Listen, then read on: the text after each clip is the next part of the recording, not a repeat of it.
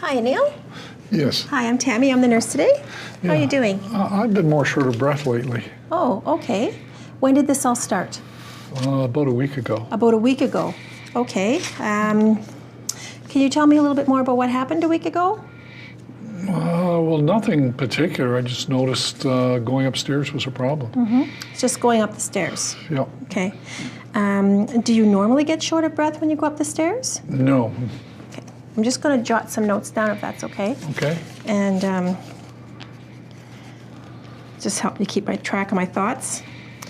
Now, I noticed you have an oxygen tubing in your nose. When did you start on the oxygen? About 3 months ago now. Okay. And what was the reason for that?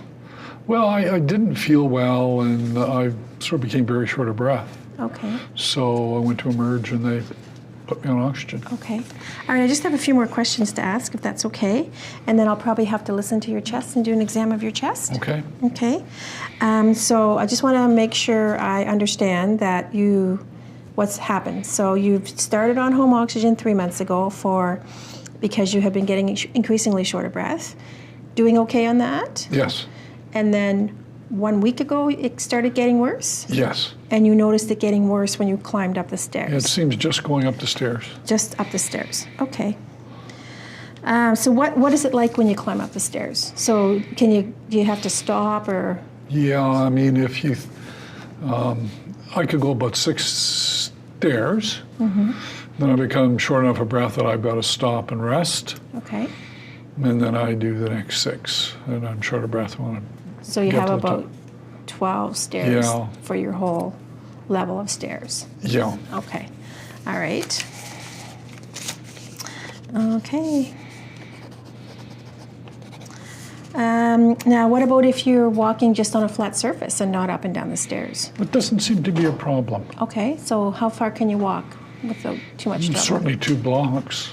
And no shortness of breath per se? No. Okay. All right. And now, do you smoke? No, not anymore. How about any recent illnesses or, exposure to the flu? It was a pretty bad flu year, so.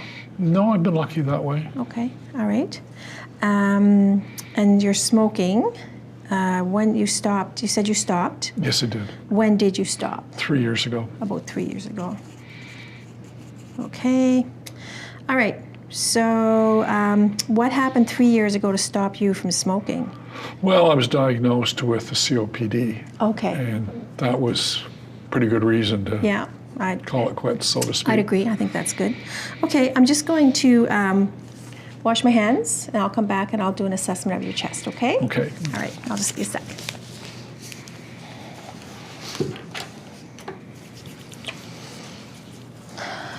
Can I just get you to take down your, I'll unloosen the back of your gown here, and we'll start with the front, okay? Okay. Okay, so I'm just going to look at your chest. I'm just watching for his chest expansion to make sure it's bilateral and that his chest is expanding equally and normally.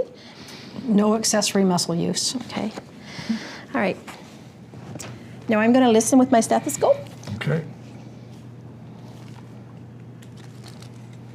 Just breathe normally, okay?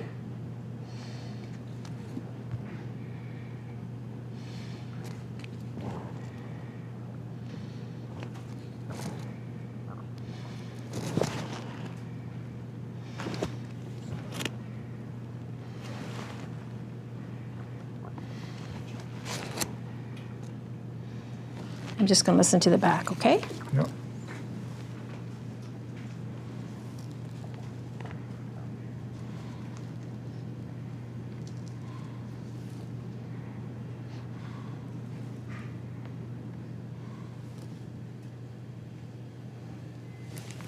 Okay, thanks. Slight wheeze on expiration.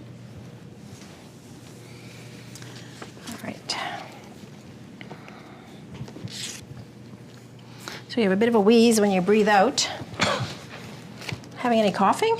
No. Okay. Can you hold your hands out for me? I'm just checking to make sure you don't have any blueness of your fingertips, and take a look at your lips there for me. They don't look too blue. And okay, that's good. So I'd like to just check some vital signs. Blood pressure is 140/78. Pulse is 90. Respiratory rate is 22. Temperature is 36.9. O2 sats are 94% on oxygen. 4%. Okay, that's normal. Okay. So you all right to answer a few more questions? Sure. Okay. So you were diagnosed with a COPD 3 years ago, right? Correct. Do you use any medications or puffers for? I do. You do? Okay. And how often?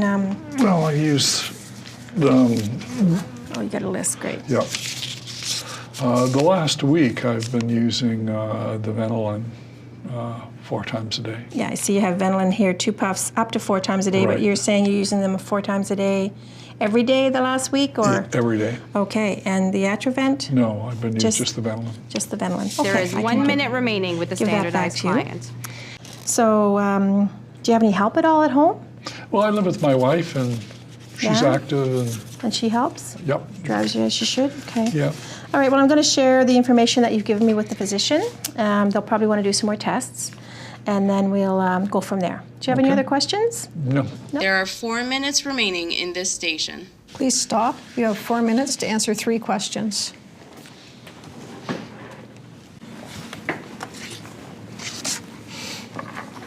What is one assessment finding that you would report to the primary care provider?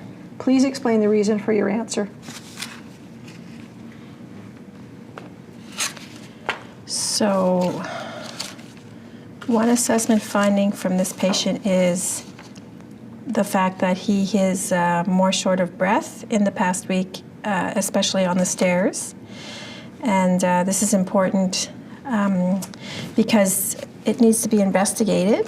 The physician needs to know so they can order tests so that they can determine if the problem is with his oxygen level, it may need to be adjusted, or his condition may actually be changing so that he needs an adjustment in medications or something like that.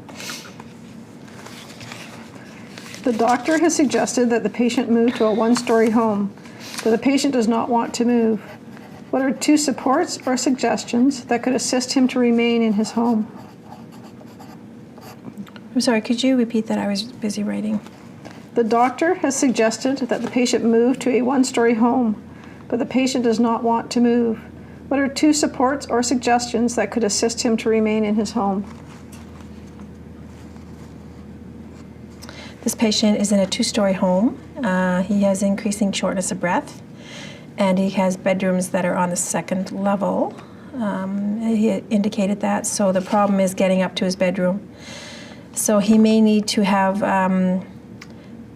somebody from home care or something like that come in and assess him for his use of how to get around his house a bit better, and to set up his main level as his living area, and maybe move his bedroom downstairs if they're able to do that. The doctor tells you that she is going to call the patient's partner to share the findings of his assessment. How should you respond?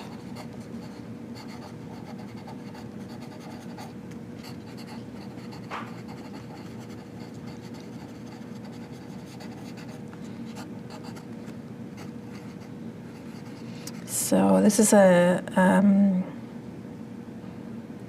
informed consent issue. The patient, the doctor wants to share information about the patient with the patient's family or with the patient's partner. I'm not sure if the doctor has gotten appropriate consent from this patient, so I would assume that I would have to confirm with the doctor that the doctor has gotten appropriate consent from the patient to share.